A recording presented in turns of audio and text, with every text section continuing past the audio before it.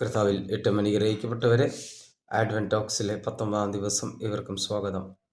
കർത്താവിൽ ഏറ്റവും അനുഗ്രഹിക്കപ്പെട്ടവരെ, സന്തോഷമാണോ? എല്ലാവർക്കും സന്തോഷമായിരിക്കുക.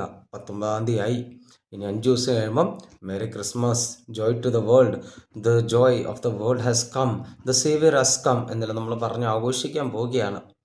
എന്നാൽ ഇന്നത്തെ ഒരു വചനഭാഗം ഇവിടെ തിരഞ്ഞെടുത്തത് നിങ്ങൾക്ക് വേണ്ടി പ്രാർത്ഥിച്ചപ്പോൾ നിങ്ങൾക്ക് വേണ്ടി ഈ ഒരു വചനം, സാധാരണ ഈ ഒരു വചനം നമ്മൾ എപ്പോഴും കേട്ടിട്ടുള്ളത് ഓശാന ദിവസമാണ്. സിയോൻ പുത്രിമാരെ സന്തോഷിക്കുക, ഇതാ നിങ്ങളുടെ കർത്താവ് നിങ്ങളെ കാണുവാൻ വേണ്ടി നിങ്ങളുടെ അടുത്തേക്ക് കടന്നു വരുന്നു. ഇതിൽ ഓശാന മാത്രം ഒരു കേട്ട വചനം. അപ്പം ഞാൻ ഇങ്ങനെ ചിന്തിക്കുകയായിരുന്നു, ഓശാനയ്ക്ക് പറഞ്ഞ വചനം എന്തിനായിരിക്കും ഇന്ന് പറയേണ്ടത്? അപ്പം നിങ്ങൾക്ക് വേണ്ടി പ്രാർത്ഥിച്ചപ്പോൾ എന്നോട് കർത്താവ് സംസാരിച്ച ഒരു കാര്യമാണ്, നിങ്ങളുടെ അടുത്തേക്ക് രക്ഷകൻ കടന്നു വരികയാണ്. God is coming to us, with us and near us and in us. അതായത് ദൈവം എൻ്റെ അടുത്ത് വരുന്നുണ്ട്, എൻ്റെ കൂടെ വരുന്നുണ്ട്, എൻ്റെ ഉള്ളിൽ വരുന്നുണ്ട് ആ കർത്താവ്. അപ്പം ഇന്നത്തെ ഒരു വചനം ആദ്യമേ നമ്മളെ പഠിപ്പിച്ച ഒരു കാര്യം ഇതാണ്, ബി ഹാപ്പി, ബി റിജോയ്സ് എന്നാണ്. ഇന്നലത്തെ സങ്കടങ്ങളും ഭാരങ്ങളും, ഇന്നലെ നിങ്ങൾക്കുണ്ടായ മാനസികമായ വേദനയും സാമ്പത്തികമായ പ്രശ്നവും ദാമ്പത്തിക ജീവിതത്തിലുണ്ടായ പ്രശ്നം, ഇതെല്ലാം സങ്കടം എല്ലാം എടുത്തു മാറ്റി വയ്ക്കാനാണ് കർത്താവ് ആവശ്യപ്പെടുന്നത്. എന്നിട്ട് കർത്താവ് പറയുന്ന ഒരു കാര്യമുണ്ട്, സിയോൻ പുത്രിമാരെ, സയനിലെ പുത്രിമാരെ, നിങ്ങൾ സന്തോഷിക്കുക, ബി ഹാപ്പി. അതായത് നിങ്ങൾക്ക് വേണ്ടി ഈ സമൂഹത്തിലെ ഏറ്റവും പേര് കേൾക്കാത്ത ഒരു ജീവി, അല്ലെങ്കിൽ അധികം ആരും അന്വേഷിക്കാത്ത ഒരു ജീവിയാണ് കഴുത. ആ കഴുതയുടെ പുറത്തിരുന്നാണ് കർത്താവ് കടന്നു വരുന്നത്. ഇപ്പം നിങ്ങൾക്കറിയാം, രാത്രി ഒരു റോഡിൽ കൂടി നടക്കുമ്പോൾ ഒരു പട്ടിയെ കാണുമ്പോൾ നിങ്ങൾക്കൊരു ഭയമുണ്ടാവും. കാരണം ഒരു പട്ടി, അതിൻ്റെ ദൗത്യം എന്താണ്? സുരക്ഷ നൽകുക.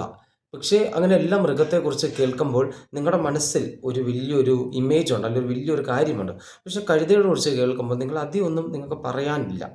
അപ്പോൾ ഇവിടെ കർത്താവ് അതേ ഒരു പ്രാണി, അതേ ഒരു ജീവിയെ കർത്താവ് തേടുക, അതേ ഒരു ജീവിയാരുടെ അതേ ഒരു മൃഗത്തെയാണ് കർത്താവ് ഇവിടെ സ്വീകരിക്കുന്നത്. ഇവിടെ കടന്ന് എവിടെയാണ് വരുന്നത്? നമ്മുടെ മധ്യേ, ഈ സമൂഹത്തിൽ നമ്മുടെ ഇടയിലാണ് കർത്താവ് കടന്നു വരുന്നത്. അപ്പോൾ കർത്താവ് നമ്മുടെ സമൂഹത്തിൽ നമ്മുടെ ഇടയിൽ കടന്നു വരുമ്പോൾ നമ്മൾ മനസ്സിലാക്കണം, എൻ്റെ ജീവിതത്തിലെ ഓരോ പ്രശ്നങ്ങൾ തീർക്കാൻ വേണ്ടിയാണ് കർത്താവ് കടന്നു വരുന്നത്. അതായത് ഇന്ന് സമൂഹത്തിൽ ഞാൻ താഴ്ന്നിരിക്കുന്നുണ്ടെങ്കിൽ, ഇന്ന് എൻ്റെ സമൂഹത്തിൽ പ്രശ്നമാണെങ്കിൽ, ഈ പ്രശ്നത്തിൽ നിന്നും എന്നെ ഉയർത്താൻ വേണ്ടി, രക്ഷിക്കാൻ വേണ്ടിയാണ് കർത്താവ് കടന്നു വരുന്നത്.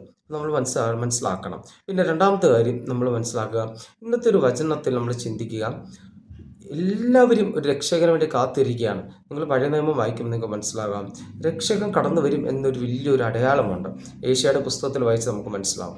പക്ഷേ ഈ അടയാളം, അപ്പം നമ്മുടെ ഒരു വലിയൊരു വിശ്വാസം തരൂ, രക്ഷകൻ വരാൻ പോകുന്ന വലിയൊരു ശക്തിശാലി, ബലവാൻ, വലിയ ശക്തിയുള്ള മനുഷ്യൻ, ശരീരപ്പൊക്കം, വലിയ ഹൈറ്റ്, നല്ല മസൽ എന്നെല്ലാമായിരിക്കും നമ്മൾ വിചാരിക്കുന്നത്. അപ്പം ഇവിടെ അതുമില്ല. ഇതൊരു രക്ഷകൻ, ഒരു കുഞ്ഞായി നമുക്ക് വേണ്ടി നമ്മുടെ ഇടയിൽ ജീവിച്ച് നമ്മളൊപ്പം വളർന്നു വരുന്ന ഒരു കുഞ്ഞായിട്ടാണ് കർത്താവ് കടന്നു വരുന്നത്. അപ്പോൾ ഈ ഒരു പോയിന്റിൽ നമ്മൾ മനസ്സിലാക്കുന്നത്, ദൈവം ഒരു ആശ്രയമാണ്, ദൈവ വിശ്വാസമാണ്. ദൈവം നമ്മുടെ ഉള്ളിൽ കടന്ന് വസിക്കുന്നുണ്ട്, ദൈവം നമ്മുടെ ഉള്ളിൽ സജീവമായി പ്രവർത്തിക്കുന്നുണ്ട്, ദൈവം നമ്മുടെ ഹൃദയത്തിൽ ജീവിക്കുന്നുണ്ടെന്ന് നിങ്ങൾ മനസ്സിലാക്കാം. രണ്ടാമത്തെ ഒരു കാഴ്ച ഇതായിരിക്കണം, ഒരു രക്ഷകൻ വരുന്നത് എങ്ങനെ ആയിരിക്കണം? നമ്മൾ റോഡിൽ കൂടി നടന്നു പോകുമ്പോൾ, രാത്രി കാലത്തിൽ നടന്നു പോകുമ്പോൾ ഒരു പോലീസുകാരനെ കാണുമ്പോൾ നമുക്ക് വലിയ ബലം, ഒരു പോലീസുകാരനുണ്ടല്ലോ, അവൻ്റെ കയ്യിൽ തോക്കുണ്ട്, അവൻ ഇട്ടിരിക്കുന്ന യൂണിഫോം, അതിനൊരു ബഹുമാനമുണ്ട്. ഇവിടെ നമ്മൾ മനസ്സിലാക്കണം, ഇവിടെ രക്ഷകന് ഒരു യൂണിഫോം ആയിട്ടില്ല, ഒരു വെള്ളം, ഒരു തുണിയിൽ പൊതിഞ്ഞാണ് രക്ഷകനെ വെച്ചിരിക്കുന്നത്. അപ്പം നമ്മൾ മനസ്സിലാക്കുക, അതായത്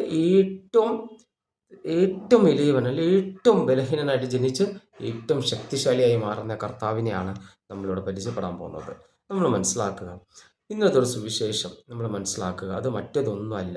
നിങ്ങളെല്ലാ സങ്കടത്തിലും ഭാരത്തിൽ ജീവിക്കുന്നവരാണെങ്കിൽ നിങ്ങൾക്ക് മുമ്പേ രക്ഷകൻ കടന്നു വന്നിട്ടുള്ളൊരു വിശ്വാസം നിങ്ങൾ ഓർക്കണം. ഈ ഒരു ക്രിസ്മസ് കാലത്ത് നിങ്ങൾ മനസ്സിലാക്കണം, എത്ര പ്രശ്നമുണ്ടായാലും, എത്ര ഭാരങ്ങളുണ്ടായാലും, എത്ര സങ്കടമുണ്ടായാലും ഹല്ലേലൂയ എന്ന് മാത്രം വിളിച്ച് പറഞ്ഞാൽ മതി, ദൈവം കേൾക്കും, ദൈവം അനുഗ്രഹിക്കും. പ്രിയമുള്ളവരെ, ഈ ക്രിസ്മസ് കാലത്ത് നമ്മുടെ ഭാരങ്ങളെല്ലാം നമുക്ക് ഇറക്കി വയ്ക്കാം. തമ്പുരാൻ്റെ സന്നിധിയിൽ എല്ലാ സങ്കടം ഇറക്കി വെച്ച് നമുക്ക് പ്രാർത്ഥിക്കാം. തമ്പുരാൻ നല്ലവനാണ്, തമ്പുരാൻ സ്നേഹിക്കുന്നവനാണ്, തമ്പുരാൻ ശക്തിപ്പെടുത്തട്ടെ, തമ്പുരാൻ കൂടെ ഉണ്ടായിരിക്കട്ടെ, അനുഗ്രഹിക്കട്ടെ. ആമേൻ.